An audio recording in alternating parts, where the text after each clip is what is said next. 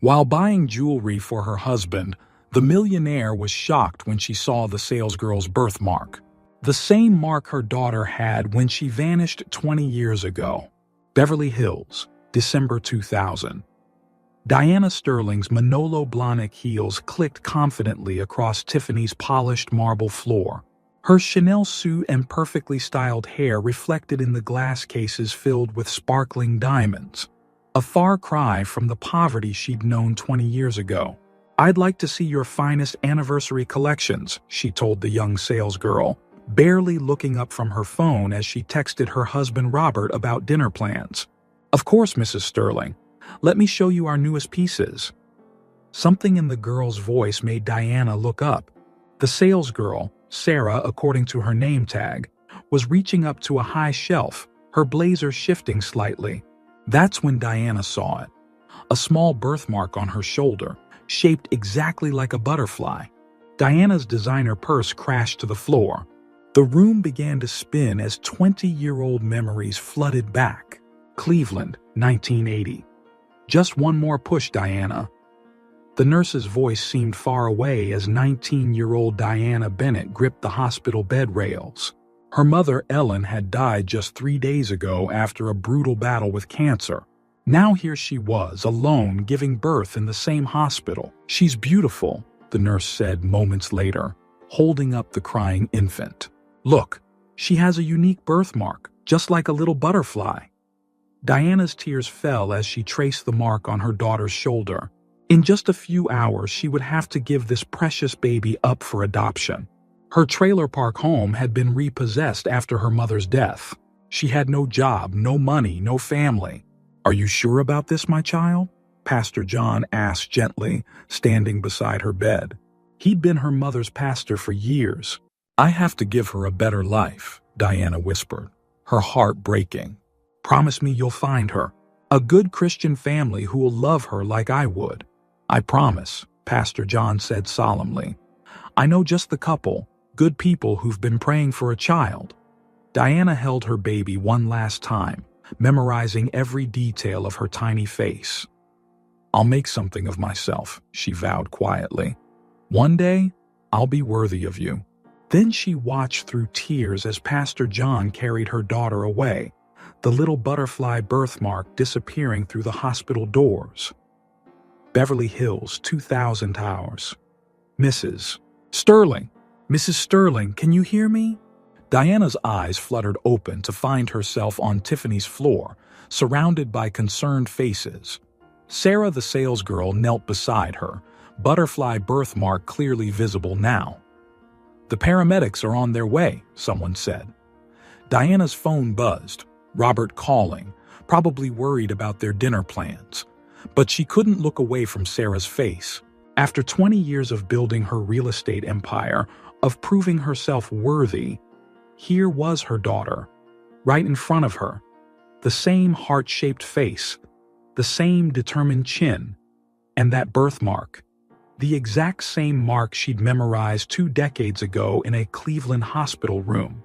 "I'm fine," Diana managed to say, struggling to sit up even as her world tilted on its axis. "Just haven't eaten today." But her eyes kept returning to Sarah's concerned face as sirens wailed in the distance. After 20 years of wondering, of working herself to the bone to become someone her daughter could be proud of, here she was. And Sarah had no idea who Diana really was. As the paramedics rushed in, Diana made a silent vow, just as she had in that hospital room 20 years ago. She would find a way to be part of Sarah's life.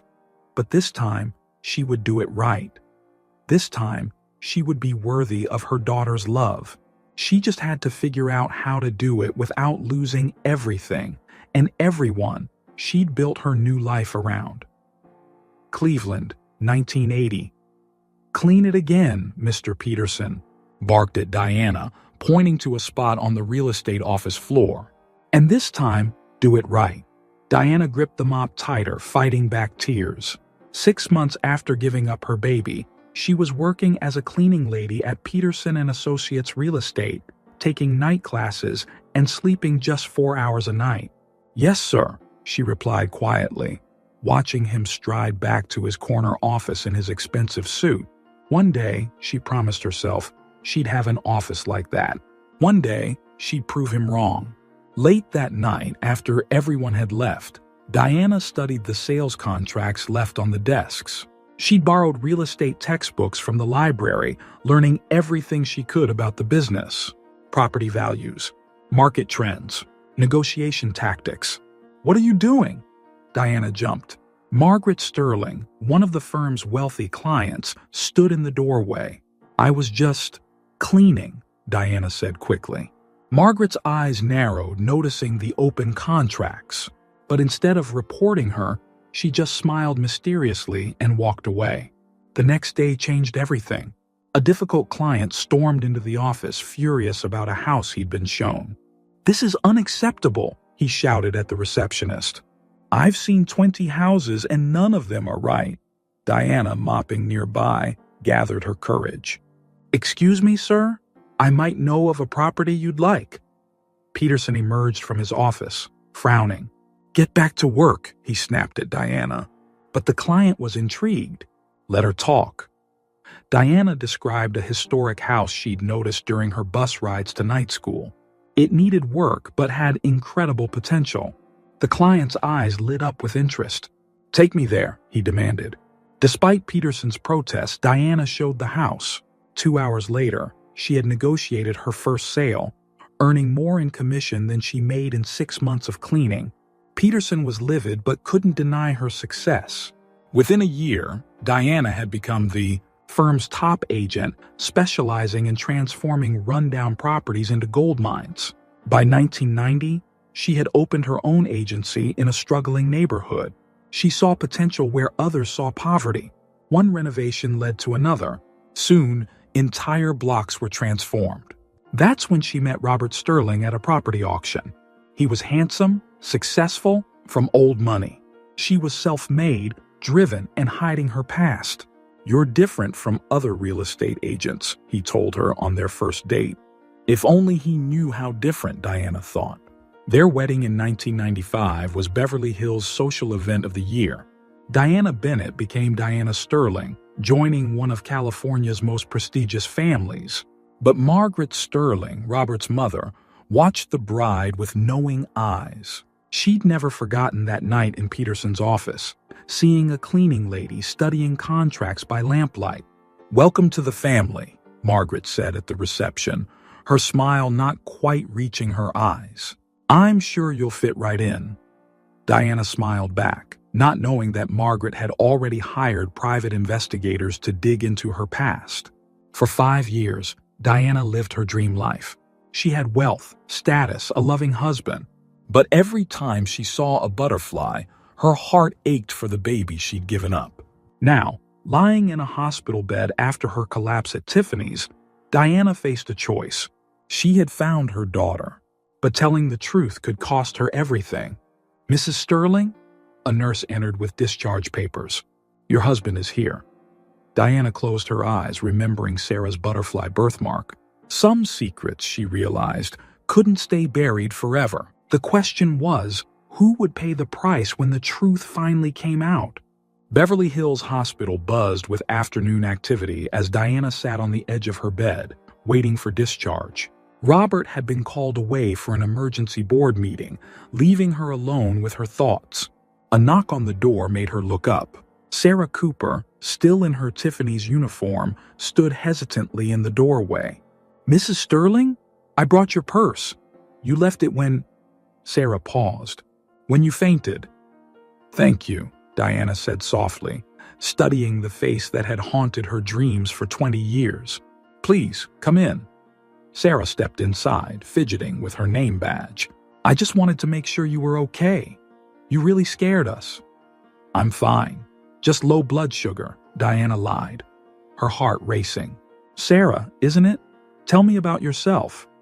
"Oh, there's not much to tell. I'm working at Tiffany's to pay for business school. My dad's a teacher and mom's a nurse. We can't afford tuition, so—" "Admirable," Diana said, fighting to keep her voice steady. "Your parents must be proud." "They are. They've always supported me, even though I'm adopted." Diana's hands gripped the hospital blanket. "Adopted?" "Yes, as a baby. I've always known. My parents believe in honesty." Sarah smiled. "I was very lucky. The Coopers are wonderful people." Before Diana could respond, her phone rang. Pastor John's name flashed on the screen. "Excuse me," she told Sarah. "I need to take this." Sarah nodded and left, leaving Diana alone with a voice from her past. "Diana, we need to talk," Pastor John said urgently. "It's about the adoption papers from 1980. Diana's blood ran cold. "What about them?" "There were irregularities. The agency is being investigated. If anyone starts digging—" He paused. "We need to meet." After hanging up, Diana did what she did best. She took action. Within hours, her private investigator had a file on the Cooper family. Tom Cooper, Vietnam veteran, high school math teacher, suffering from PTSD. Mary Cooper, oncology nurse, breast cancer survivor. Sarah, straight-A student, working part-time, dating someone named James Peterson. Diana froze at the last name. Peterson. It couldn't be. Further investigation confirmed her fears. James was the son of her old boss, the man, who had humiliated her when she was a cleaning lady. Meanwhile, at the Sterling mansion, Margaret watched her daughter-in-law through narrowed eyes.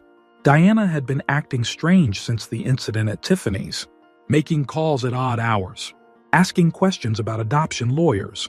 "Something happened today," Robert told his mother over dinner, while Diana was still at the hospital. "She fainted at Tiffany's." "Did she?" Margaret sipped her wine. "How convenient." "What do you mean?" "Nothing, dear. But perhaps it's time I shared what my investigators found about your wife's past." Across town, Tom Cooper helped his daughter with calculus homework while Mary prepared dinner. Their modest home was filled with love and laughter. "Dad, I met someone," Sarah announced. "His name is James. He's getting his MBA." Tom smiled, but his hand shook slightly. "A leftover from Vietnam." "That's wonderful, sweetheart. He wants to meet you both," Sarah continued. "And guess what? His father owns Peterson Real Estate." Mary dropped a plate in the sink. "Peterson? The big firm in Cleveland? You know them?" "No," Mary said quickly, exchanging glances with Tom. "Just the name." Later that night, Mary found Tom in their bedroom, staring at old papers. "Should we tell her?" he asked quietly. "About the adoption irregularities?" "No, she's happy. That's all that matters."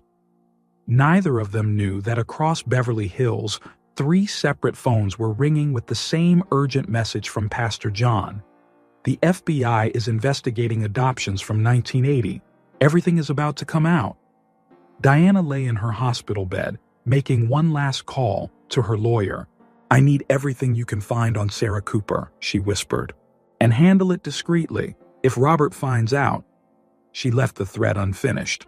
Outside her window, a butterfly landed briefly on the sill, then flew away into the gathering darkness. The past was knocking, and soon everyone would have to answer. "I want to buy Tiffany's," Diana announced at the Sterling Enterprises board meeting. Robert stopped reading the quarterly reports. "You want to what?" "The Beverly Hills location. It's underperforming. I can turn it around." Board members exchanged glances. Diana had never shown interest in retail before. Her expertise was in real estate development. "Darling," Robert said carefully, "Tiffany's isn't for sale. Everything's for sale at the right price." Later that day, Robert called his mother. Something's wrong with Diana. First the fainting spell, now this obsession with Tiffany's. "I'm handling it," Margaret replied. "The investigators found something interesting in Cleveland." Meanwhile, across town, Sarah sat in her business class, finalizing her presentation. Her project proposed a revolutionary concept: affordable luxury retail in working-class neighborhoods. It directly competed with Sterling Enterprises' latest development. "Miss Cooper?" her professor called. "You're presenting first." Sarah stood confidently. "My research shows that luxury retailers are missing a huge market."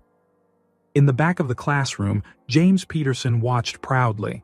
He hadn't told Sarah that his father's company was partnering with Sterling Enterprises, or that her project could destroy the partnership.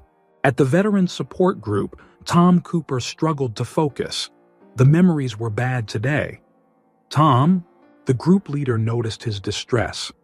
"Want to share?" "The adoption papers," Tom muttered. "They're coming for the papers." Mary, working her hospital shift, received an urgent call. Her latest cancer screening showed concerning results, but she couldn't tell Sarah. Not now, with everything going so well.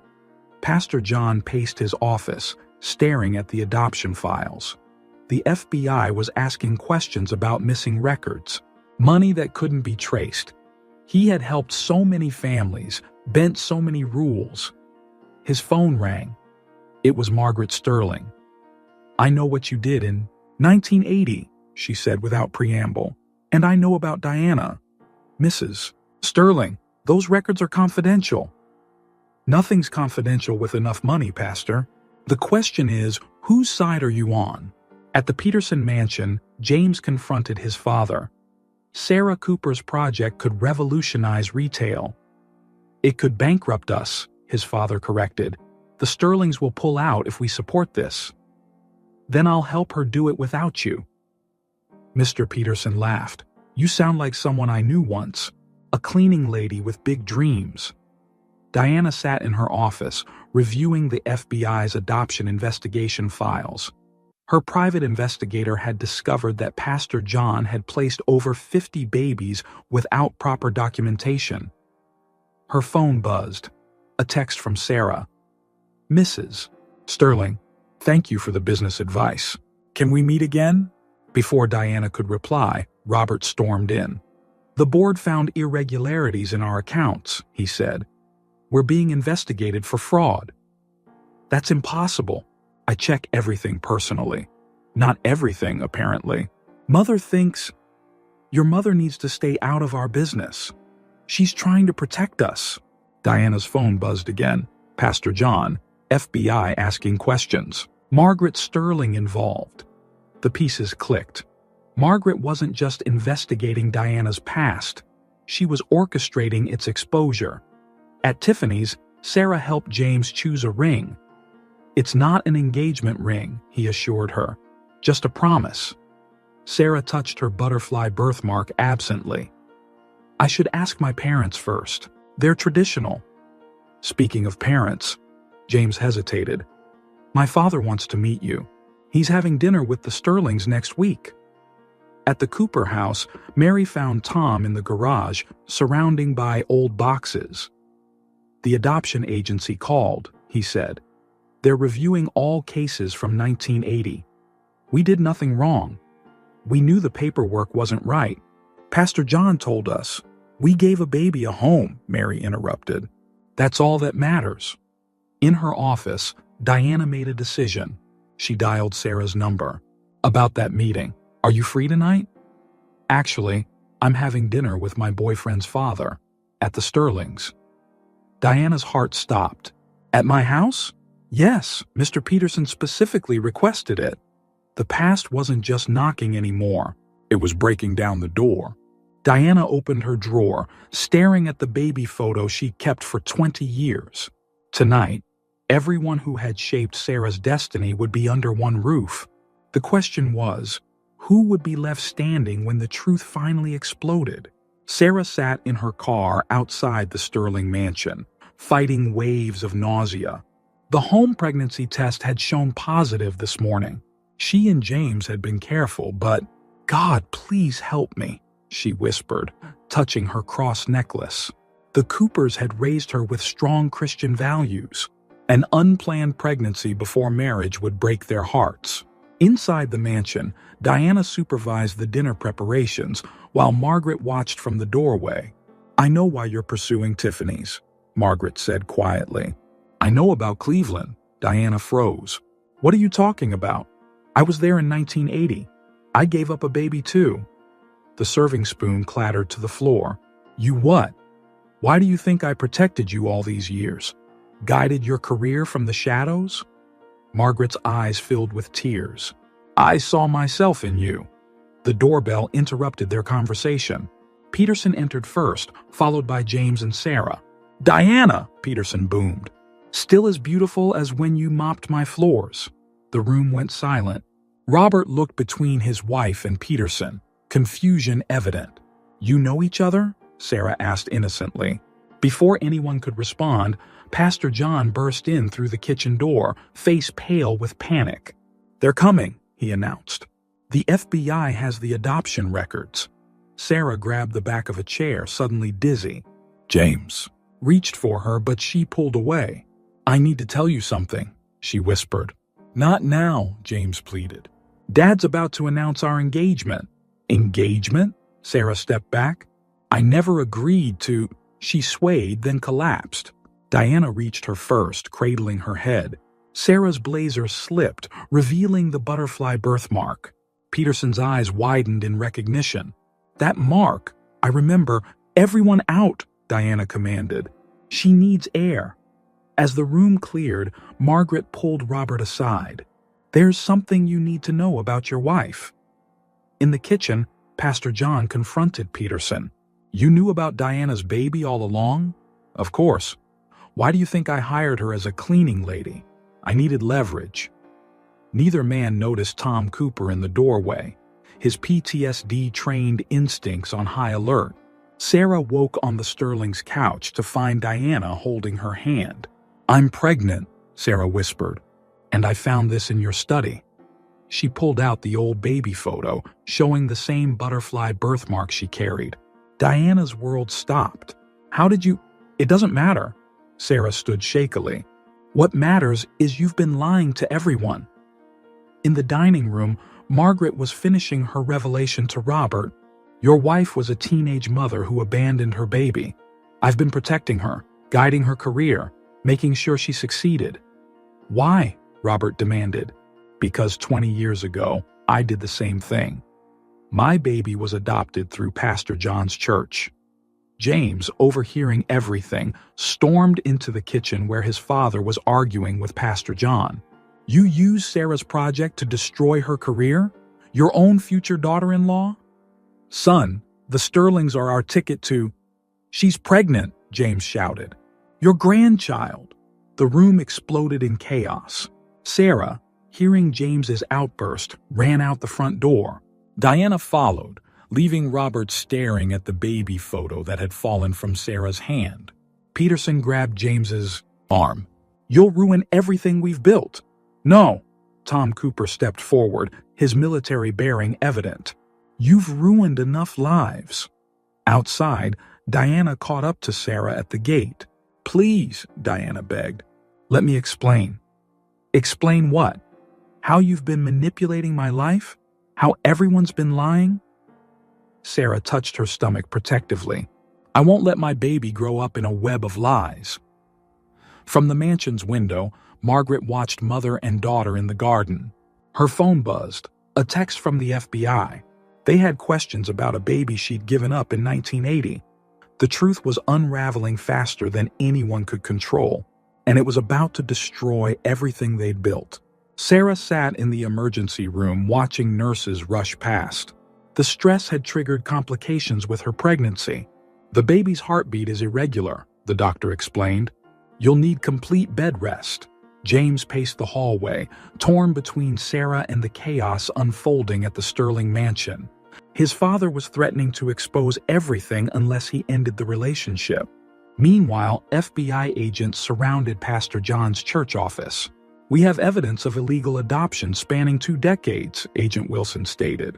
Names were changed. Money can't be traced.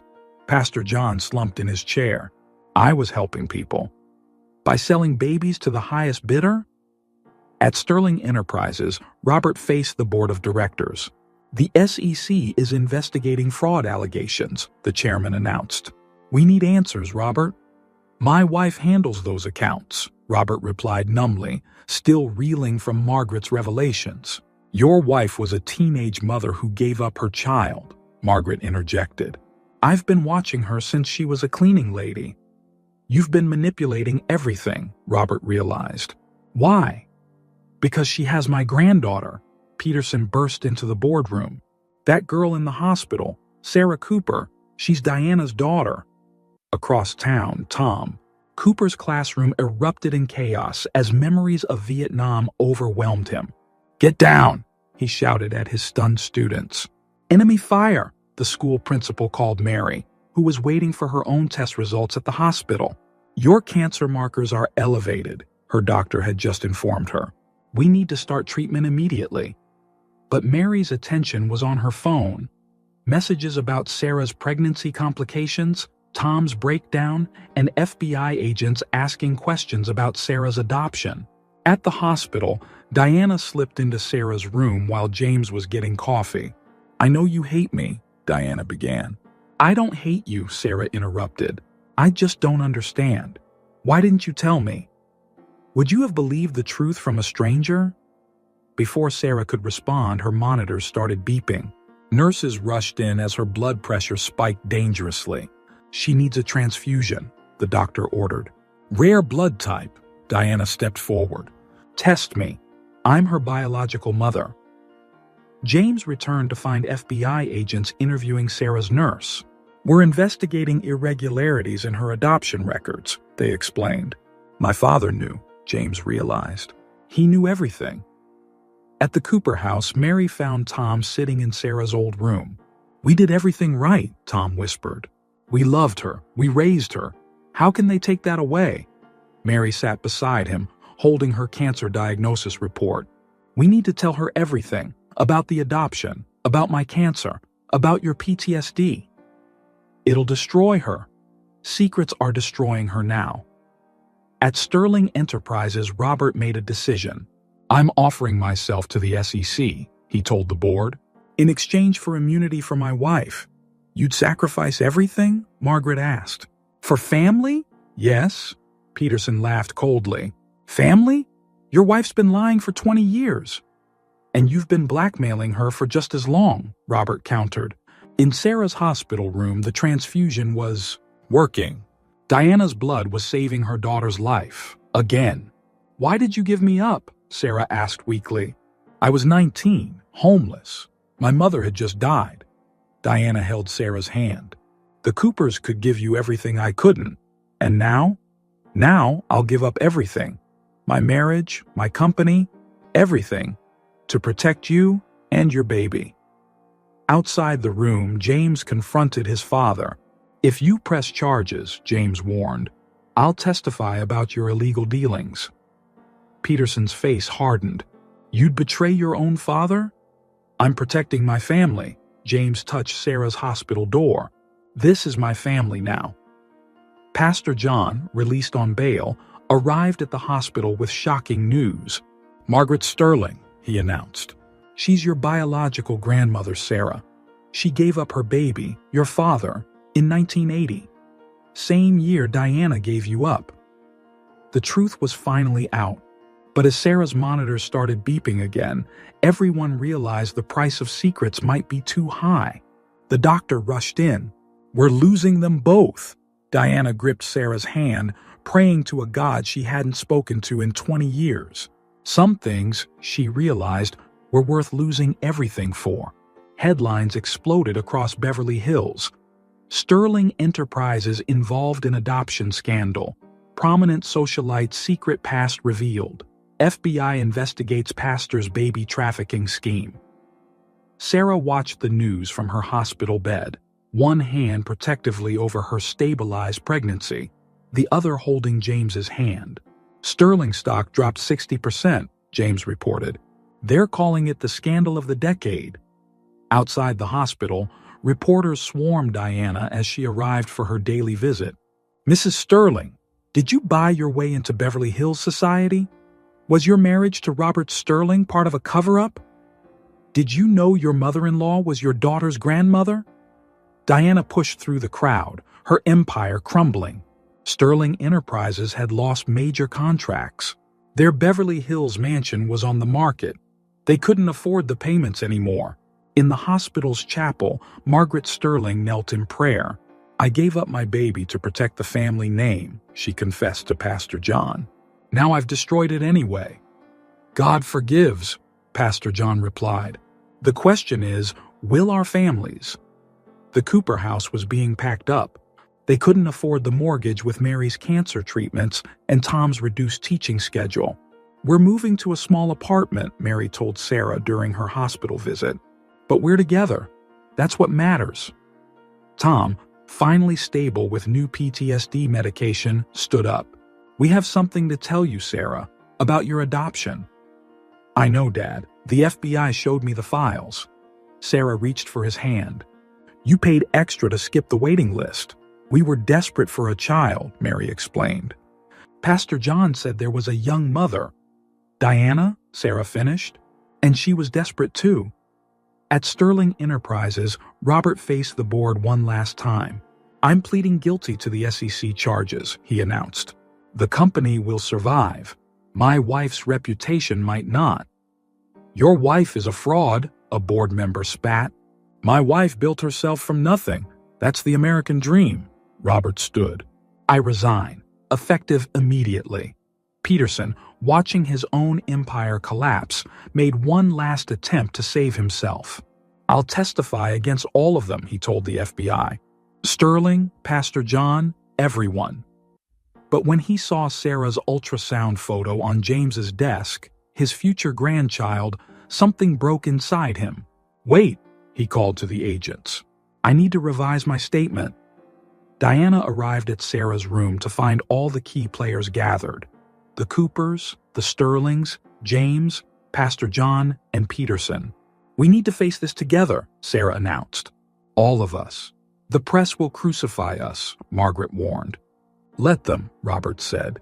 Family matters more than reputation. Peterson stepped forward. I'll take full responsibility for the financial fraud. I forced Diana to manipulate accounts by threatening to expose her past. Dad? James stared in shock. I've spent 40 years destroying lives, Peterson admitted. It's time to make things right. Mary shared her own news. My cancer's spreading, but with Sarah's pregnancy, she couldn't finish. Mom, Sarah's eyes filled with tears. Why didn't you tell me? Because you had enough to worry about. Diana made her decision. I'm selling everything. My properties, my jewelry, everything. We'll pay for Mary's treatment, save the Cooper's house, and start fresh. You'd give up everything you built? Margaret asked. I built an empire on secrets, Diana replied. I want to build a family on truth. The media frenzy intensified as Peterson confessed to decades of financial manipulation. Pastor John's adoption records revealed hundreds of families affected. But something unexpected happened. Families began coming forward, not to press charges, but to share stories of lives transformed by adoption, of children finding loving homes, of second chances. Sarah, watching from her hospital room, felt her baby kick. Your family has a complicated story, James said, touching her stomach. But it's a story of love. Even when we got it wrong, Diana added, we were trying to do right. Tom, his military training kicking in, stood guard at Sarah's door, protecting his daughter from reporters. Mary sat nearby, her cancer treatment schedule in hand, but her focus entirely on her family. Together, they would face whatever came next.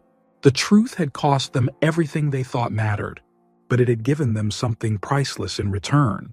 The for sale sign went up in front of the Sterling mansion. Diana and Robert moved into a modest 3-bedroom house in a middle-class neighborhood. It's strange, Robert said, carrying in their last box. I feel lighter somehow. Diana looked around their new home. We don't need all that space, just each other. At the hospital, Mary started her first round of aggressive cancer treatment. The doctors were optimistic. Diana's sale of her Beverly Hills properties had funded access to experimental therapy. The side effects are brutal, Mary told Sarah during their daily visits. But I'm not going anywhere until I meet my grandchild. Sarah's pregnancy had stabilized. She and James moved into the Coopers' old house. Peterson had signed it over to them as part of his plea deal. Dad's different in prison, James told Sarah after visiting his father. He's at peace. Peterson had taken full responsibility for the financial fraud, protecting both Diana and Robert from prosecution. His confession detailed decades of manipulation and blackmail. Pastor John, awaiting his own trial, found an unexpected ally in Margaret. "We're starting a support group," Margaret announced during Sunday service, "for families affected by adoption. No more secrets." Tom Cooper returned to teaching, but something had changed. He started sharing his Vietnam experiences with his students, turning trauma into lessons about courage and healing. "Sometimes," he told his class, "the bravest thing is asking for help." The FBI investigation revealed that Margaret's own child, the baby she'd given up before Robert, had died years ago in a car accident. "I tried to control everything," Margaret told Diana, "to make up for the child I lost. I'm sorry." Diana found her at the church later, crying in the empty sanctuary. "You're still a grandmother," Diana said softly. "Sarah needs you." Robert, stripped of his corporate title, discovered an unexpected talent for teaching business ethics at the local community college. "I tell my students about our fall," he explained to Diana, "about choosing love over money." One morning, Sarah called everyone to the Coopers' old house, now her home with James. "We're having twins," she announced, "and we want to get married. Here, next month. Small ceremony." "But your condition," Mary started. "That's why," Sarah touched her growing belly. "I want all my family together, while we can." The wedding preparations brought unexpected healing. Diana and Mary planned the details together, two mothers sharing their daughter's joy. Tom's PTSD support group helped decorate. Margaret organized the catering. Robert and James handled the logistics. Even Peterson was allowed to attend under guard supervision. "Thank you," he told Diana at the rehearsal dinner, "for showing me what really matters." The night before the wedding, Sarah found Diana in the backyard. "I've been angry," Sarah admitted. "Not because you gave me up, but because you didn't trust me with the truth." "I was afraid," Diana replied. "Success became my shield, but it was empty without you. We're both pregnant," Sarah suddenly laughed. "Me with twins, you with a new life." Inside, Mary got promising news from her doctors. The treatment was working. "God's not done with me yet," she told Tom, who held her through the tears. Margaret, watching them, finally understood what she'd been chasing all these years. Not power or status, but this simple, messy, beautiful family love. Pastor John, out on bail for the wedding, led them all in prayer. "From ashes, Lord, you bring beauty," he said. "From brokenness, wholeness." Robert put his arm around Diana as they listened. "We lost everything," he whispered. Diana looked at their gathered family, birth and adopted, bound by love rather than law.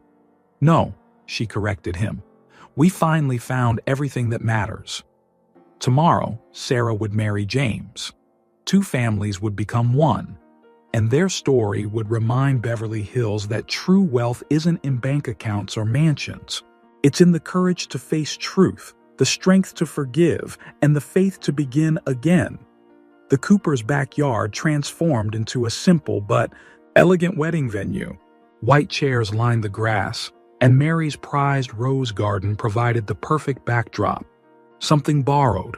Margaret handed Sarah a delicate veil. "I wore this at my wedding." "Something blue," Mary added, pinning a butterfly brooch to Sarah's dress near her birthmark. "To honor where you came from." Diana watched from the doorway, remembering her own lavish wedding to Robert. This was different, real. Pastor John arrived early, his ankle monitor hidden under his suit pants. The judge had granted special permission for him to perform the ceremony. "Love redeems," he said during the final preparation. "Even my mistakes led to this moment." James stood with his father, who was flanked by two guards. Peterson straightened his son's tie with shackled hands. "I wish I could walk beside you," Peterson said quietly. "You are, Dad, by making things right." Tom Cooper, steady after months of therapy, prepared to walk Sarah down the aisle. But first, he had a surprise. "Diana should walk with us," he announced at the rehearsal. "Sarah has 2 fathers and 2 mothers. That's her blessing, not her burden." The wedding morning brought unexpected news. The FBI had discovered more about Margaret's past. "Your son," the agent told her, "the one you gave up, he didn't die in that car crash." Margaret gripped the kitchen counter. "What?" "There was a mistake in records. He's alive, living in Seattle." As guests arrived, Sarah felt her twins kick. The doctor had cleared her for the ceremony, but insisted she sit during most of it. "They're dancing already," she told James. "Like butterflies." Robert, now teaching ethics full-time at the community college, gave the opening speech. "When I lost my company, I thought I lost everything," he said. "Instead, I found my purpose, teaching others to choose right over easy." Mary, her hair growing back after chemotherapy, arranged flowers with her hospital nurses, who'd become like family. "The treatment's working," she told Diana. "I'll be here to help with those twins." The ceremony began. Tom and Diana walked Sarah down the aisle together, while James waited with Peterson and Robert. "Who gives this woman?" Pastor John asked. "We all do," the families answered in unison. During the vows, Sarah added her own surprise. "Our children will know all their grandparents," she declared. "The ones who gave us life and the ones who gave us love." Peterson broke down, his guards respectfully looking away. Margaret shared her news during the reception. "I'm going to Seattle," she announced, "to meet my son, to tell him the truth." "The whole truth?" Diana asked. "Yes, about everything. No more secrets." Tom gave a speech that moved everyone to tears. "War taught me to guard my heart," he said. "But Sarah taught me to open it. Now our family's bigger than ever."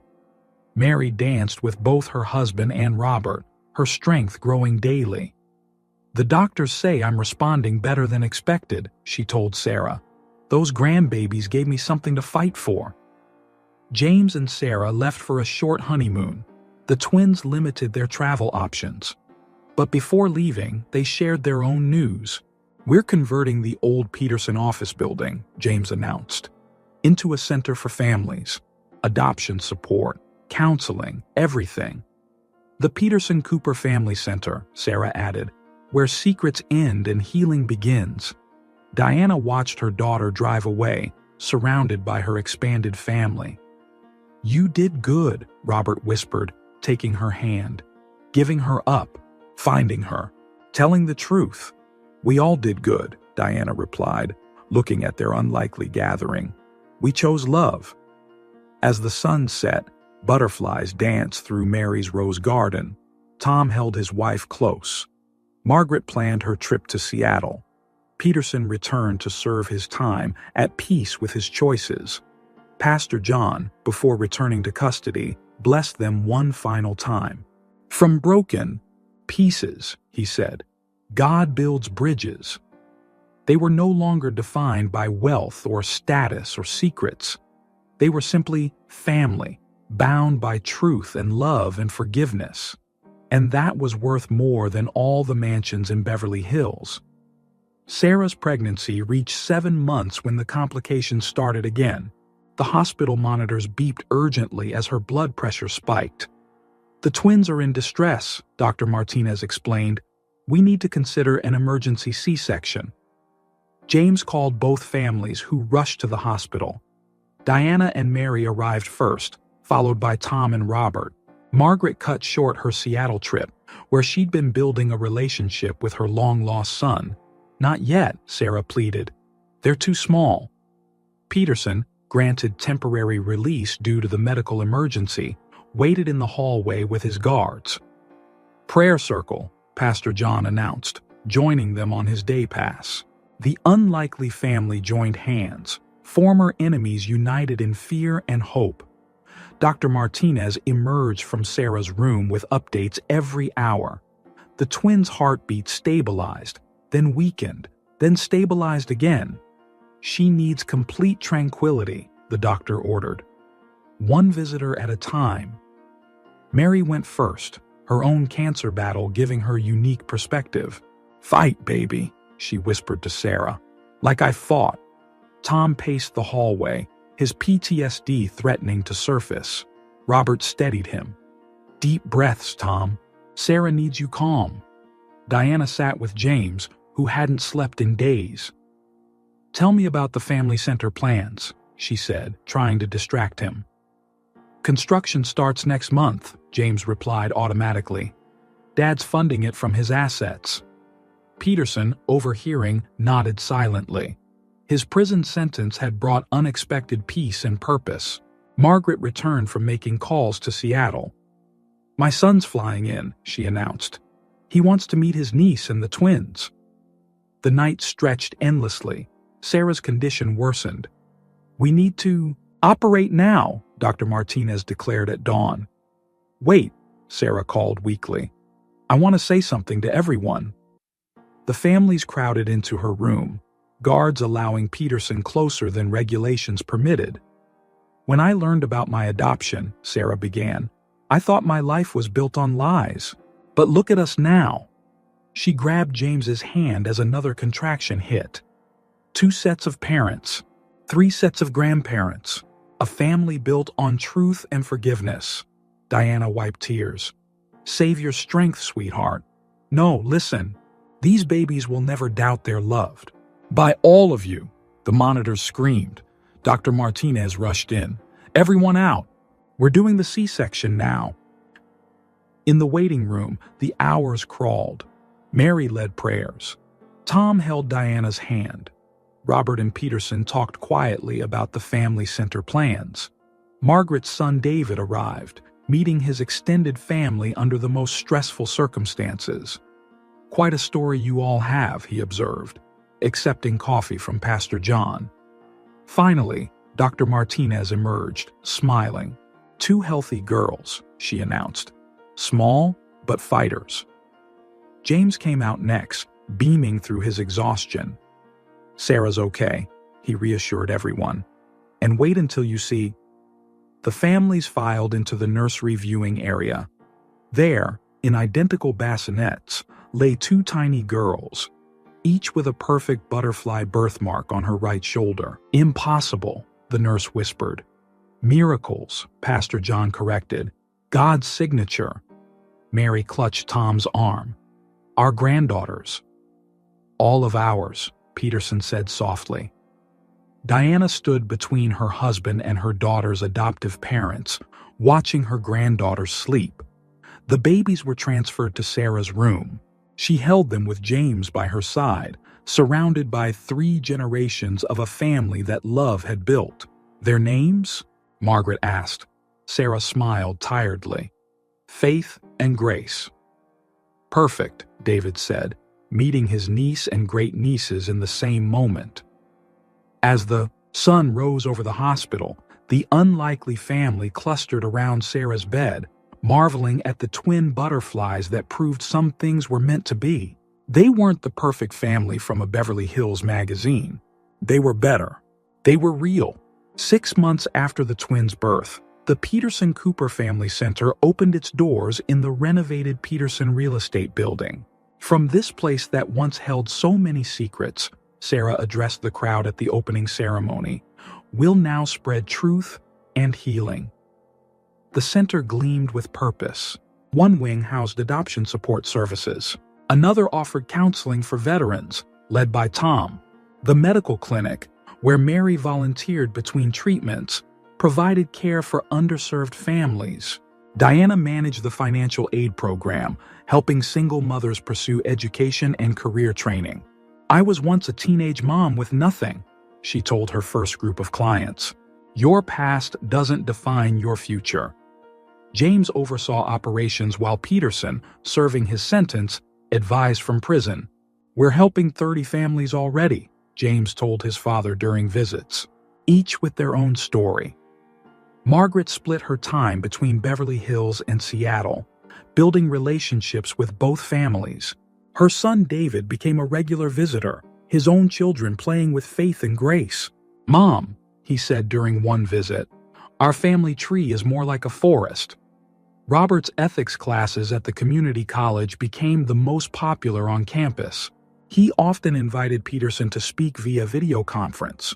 Learn from our mistakes, Peterson told the students. Success means nothing without integrity. Pastor John, serving house arrest, counseled families from his home office. God wastes nothing, he reminded visitors. Even our deepest wounds can bring healing to others. The twins grew stronger daily, their butterfly birthmarks a constant reminder of their unique heritage. They had Mary's gentle smile, Sarah's determination, and Diana's spark. 4 grandmothers, 4 grandfathers, and endless love, Sarah would tell them. That's your inheritance. Mary's cancer went into remission. Her doctors called it miraculous. It was the twins, she insisted. They gave me a reason to fight. Tom's PTSD support group expanded to 3 sessions weekly. His military precision found new purpose in organizing family events at the center. Structure helps healing, he explained. I learned that the hard way. 1 year after the scandal broke, a national news team visited the center. How did Beverly Hills' biggest scandal become its greatest success story? The reporter asked. Sarah, holding Grace while Diana cradled Faith, considered the question. We stopped hiding, she answered, started healing, and invited others to join us. The center's programs expanded. Margaret's connections brought corporate support. Peterson's case became a teaching tool in business ethics courses. Real wealth, Robert told his students, is measured in lives changed. Mary started a special program for grandparents, helping them navigate complex family dynamics. Love multiplies, she'd say. It doesn't divide. Diana and Sarah co-authored a guide for adoptive families, emphasizing honesty and open communication. Secrets burden, Diana wrote. Truth frees. The twins' first birthday celebration brought everyone together again. Peterson attended under guard, his sentence reduced for good behavior. Look what we built, he marveled, watching families fill the center's courtyard. Look what love built, James corrected. As the sun set over the celebration, Sarah gathered her extended family for a photo. This is your legacy, she told the twins. Not money or status, but truth, forgiveness, and family. Diana watched her granddaughters laugh in the arms of their many grandparents. We lost everything, Robert reminded her, echoing words from a year ago. And found what? Matters, Diana finished, touching Faith's butterfly birthmark gently. The center stood as testament to their journey, a place where secrets ended and healing began, where families found strength in truth, and where love proved stronger than shame. Their story, once Beverly Hills' biggest scandal, became its greatest lesson. Real wealth isn't in what you own, but in who you love and how well you love them. And that was a legacy worth more than all the fortunes they'd lost. Christmas Eve 2002. The Peterson Cooper Family Center buzzed with activity. Hundreds of families gathered for the annual holiday celebration, sharing stories of hope and transformation. 500 families helped this year, Sarah announced, reading from the center's annual report. Faith and Grace, now walking, toddled around her feet wearing matching butterfly print dresses. Diana, no longer wearing designer clothes but radiating genuine happiness, organized the food line where Mary supervised volunteer servers. Her cancer in full remission, Mary had become the center's most dedicated volunteer. Remember our first Christmas together? Mary asked Diana as they worked. When everyone's secrets were exploding? Now look at us, Diana smiled, watching Tom lead a group of veteran volunteers. His PTSD support group had become a model program, receiving national recognition. Peterson, recently released on parole, worked alongside his son, serving meals to families in need. His corporate skills now focused on expanding the center's reach. We're opening 3 new locations next year, he told Robert, who'd become the center's education director. Your ethics program is going national. Margaret arrived with David and his family from Seattle. Their relationship, once lost to secrets, had blossomed into genuine connection. "Grandma's here," the twins squealed, running to Margaret with their perfect butterfly birthmarks visible on their shoulders. Pastor John, his sentence completed, led the Christmas service in the center's chapel. "1 year ago," he began, "this family stood divided by secrets. Today they stand united by truth. And look what God has done through their testimony." The evidence surrounded them. Former clients now served as mentors. Single mothers graduated from training programs. Adoptive families found healing through openness. James took the podium next. "The Peterson Cooper Center started as our redemption story," he said. "It's become a movement." Sarah joined him, their third child growing visible beneath her simple dress. "We've helped families recover from addiction," she continued. "Supported veterans healing from trauma, guided mothers choosing adoption, reunited families separated by secrets." Diana stood with Robert, remembering their mansion, their wealth, their carefully constructed facade. "We're happier now," Robert whispered, as if reading her thoughts. His community college teaching job brought more satisfaction than running Sterling Enterprises ever had. The celebration continued into evening. Mary and Tom danced despite her occasional fatigue. Peterson played with his grandchildren, making up for lost time. Margaret shared photos of David's family with anyone who would look. Pastor John counseled families in quiet corners, while volunteers served holiday meals to hundreds. Later, as snow began falling, the extended family gathered in the center's main hall. "Time for our tradition," Sarah called, gathering everyone around the Christmas tree. Each family member hung a butterfly ornament, symbolizing their journey from secrets to truth. Diana watched Faith and Grace place their ornaments with help from all their grandparents.